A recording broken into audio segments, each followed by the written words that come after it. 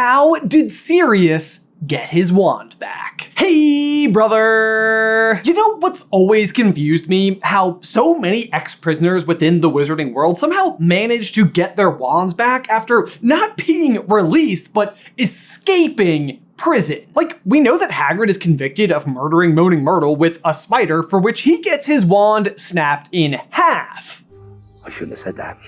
I should not have said that. But then there's a mass breakout from Azkaban during Order of the Phoenix, where as many as 10 Death Eaters, including Bellatrix, Dolohov, Rookwood, maybe even Jugson. Oh, you don't remember Jugson? Think I'm just making that up? Well, it says his name right here, twice in the same paragraph. Actually, this is the wrong book, but in the book that it's in, it does say there.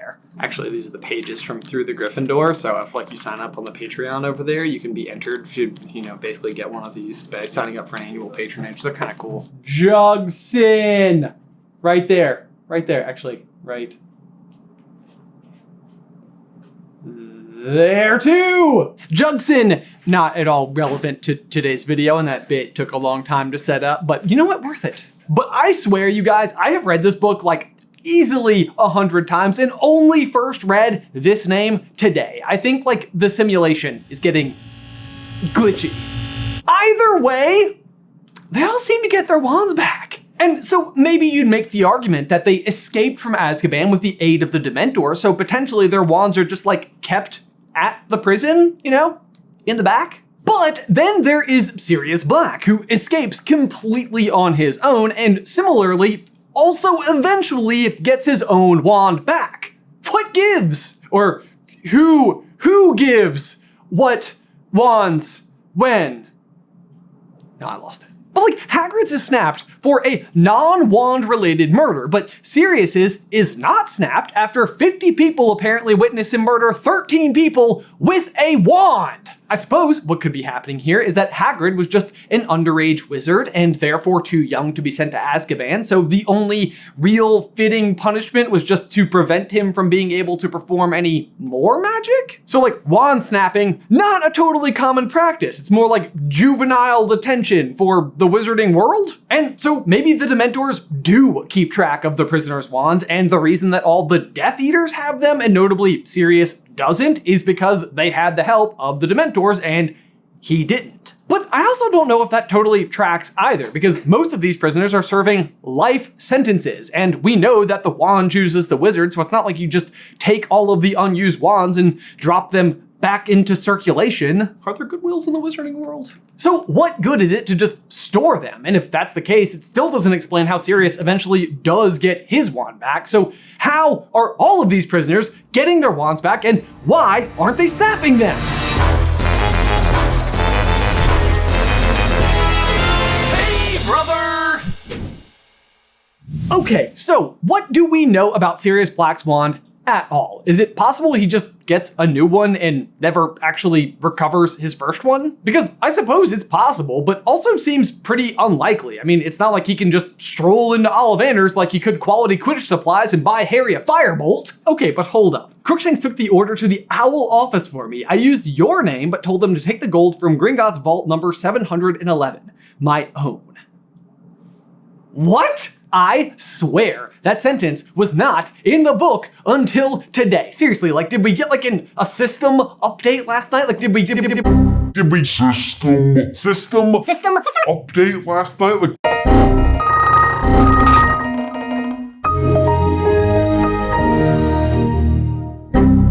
What is going on? I literally remember this detail exactly zero. Jay and I discovered it in the Harry Potter wiki, and we're like, what is the source for that? Harry Potter wiki sounds like you're wrong. And then we found the book and we were like, yeah, no, it's there. Either way though, as much as this is apparently the canon explanation, it still left me wondering why the goblins at Gringotts wouldn't raise more of a fuss when there was a request to take gold from a known felon, Sirius Black's Gringotts vault. Whether it is for a broomstick or not, this was a lot of gold being extracted. Doesn't that raise some eyebrows? And oddly, I actually don't think it would at all. I don't think that the goblins would actually care beyond recognizing the Black family as valued clients. Because the goblins just about say as much when the Golden Trio overhears Griphook and Gornhook talking to Ted Tonks and Dean. And where do you two fit in? I had the impression that the goblins were for you-know-who on the whole. You had a false impression, said the higher voice of the goblins. We take no sides. This is a wizard's war. How come you're in hiding then? I deemed it prudent, said the deeper-voiced goblin. Having refused what I considered an impertinent request, I could see that my personal safety was in jeopardy. The point is, the goblins seem to land somewhere in the proximity of either resentment or indifference towards wizard kind. They place a high degree of value in the safety and operation of Gringotts and its contents, but this exchange leads me to believe that Sirius Black himself could have just strolled in as long as he wasn't seen by any witches or wizards, and he would have been permitted to just visit and collect from his vault. If anything, through this lens, this actually seems more likely or possible to me than Crookshanks carrying a note to Quality Quidditch Supplies requesting a butt-ton of gold from the Black family vault. Hi, yes, my name is Sirius Black. Please take gold from my vault and send all of it to Ben Carlin, please and thank you. Y'all, good news.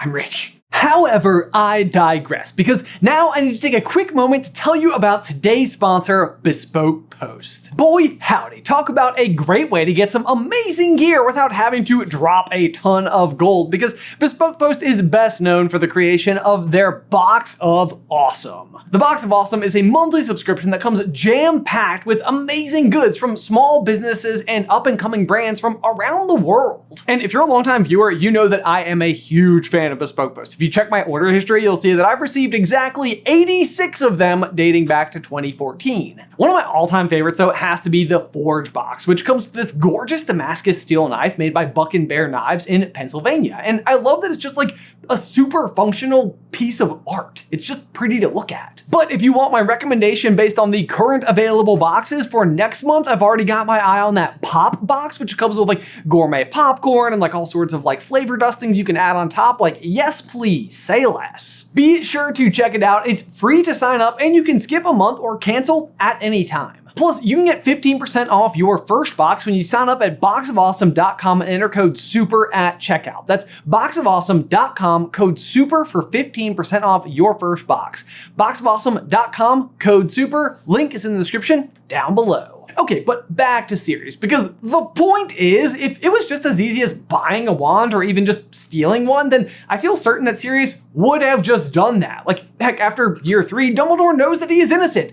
and he is in contact with him, and yet Sirius remains wandless until Order of the Phoenix. Well, I say wandless, but I guess he does use a wand in the Shrieking Shack, but that's not his own, it's actually Ron's. It was Sirius Black. Expelliarmus, he croaked, pointing Ron's wand at them. But wait, he's transforming into and out of dog form, right? Like, certainly he must need a wand to accomplish that.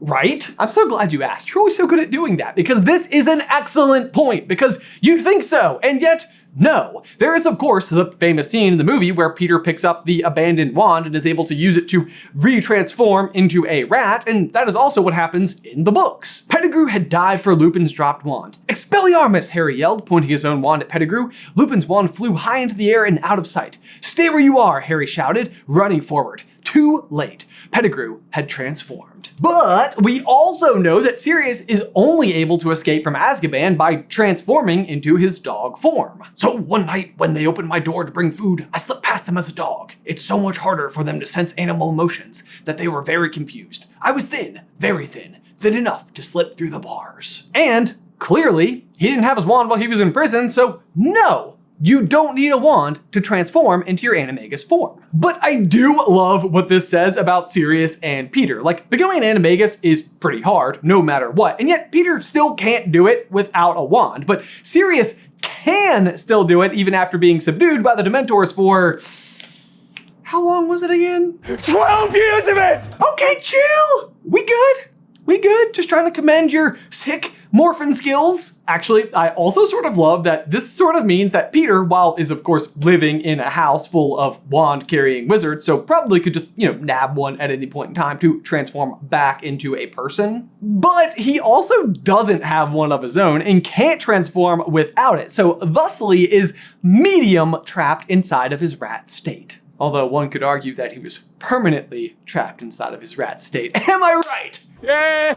But actually, speaking of Peter's wand, it's a little bit relevant to this narrative because we also know that he notably does not have his own. We do see him on occasion being permitted to use Voldemort's wand, but then it seems like even after Voldemort's return, it takes all the way up until the kidnap of Ollivander to fashion him one of his own, which he then quickly loses. Chestnut and dragon heartstring, 9¼ inches, brittle. I was forced to make this shortly after my kidnapping for Peter Pettigrew. This is particularly notable because where Peter lost his is also most likely the last known location of Sirius's own wand. It's the day that Peter successfully framed Sirius of blowing up 12 muggles plus Peter Pettigrew himself, and it can only really be assumed that Peter's wand is just lost in the carnage, leaving only Sirius's wand available to have been responsible for it. So, what happens to it between that moment and Order of the Phoenix when he gets the wand back? What does the Ministry do with it? Well, the only thing that I think makes sense at all is that upon being imprisoned in Azkaban, your wand is returned to your family for safekeeping. I suppose not every sentence in Azkaban is for life, so it would make sense to keep the wand around to return to the wizards afterwards, although why you wouldn't just keep it at like the Ministry or at the prison is beyond me. But either way, pretty clearly, wands are not being snapped or else all these people wouldn't be getting theirs back. Interestingly though, what this says about Sirius is kind of significant, although oddly feels somewhat still in character. Because what it means is that upon his wandless escape from prison, he begins tracking down Peter. He does not return home to number 12 Grimmauld Place, the most likely location of his own wand. This could have to do with his absolute tenacity to just destroy Peter, which to be fair, cannot be underestimated. But also, I think, speaks to his sheer unwillingness to return to his childhood home that he actually chose to leave before even graduating Hogwarts. My sweet old mother blasted me off after I ran away from home. Creature's quite fond of muttering the story under his breath. You ran away from home? When I was about 16, said Sirius. I'd had enough. And these details fit almost like a glove. There's the famous quote from Sirius. I would have died!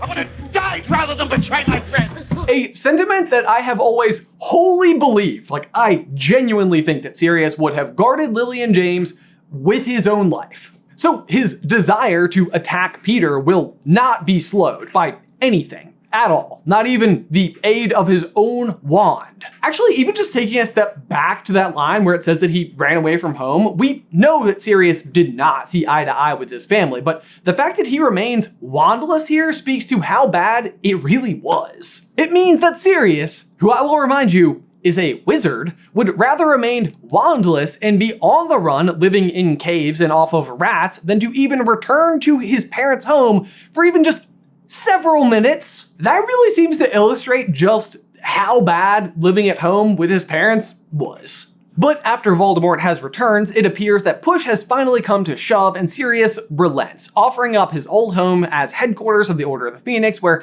at long last he is reunited with his wand and then promptly unable to leave the house to actually use it. And then when he finally does leave the house and use it, you know what happens.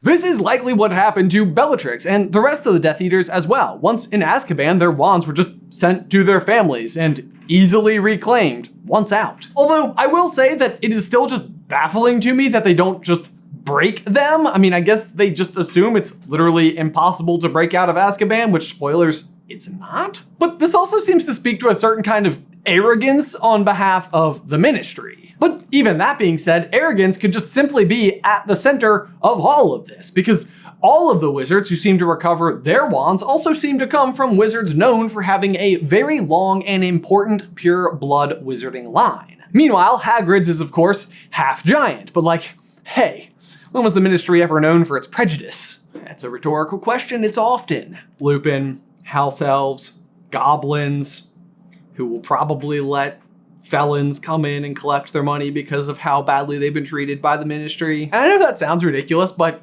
they let Bellatrix in. We see it happen. I mean, they're aware of the fact that it's a fake, and they alert the authorities immediately, but the authorities are Bellatrix, so But there you go, guys. In case you've ever wondered, how did Sirius or all of the Death Eaters get their wands back? I think that probably just once in prison, their wands go to their families where they can simply recover them when they break out. Be sure to let me know all your thoughts in the towel section down below.